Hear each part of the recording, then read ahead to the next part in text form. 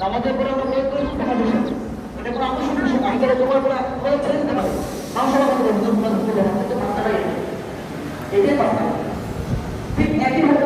তোমাকে দিব এটা দেওয়াটা আমাদের উপর কোনো আবশ্যক না কেউ যদি আবশ্যক করে তাহলে শরীরে নির্ধারিত করতে কিছু করবে এখন সমাজে নির্ধারণ করা হয় যে দিতেই হবে এখন দিতে হবে আমাকে এই বাধ্যবাধকতা মানা যাবে না আমরা কিছু আমার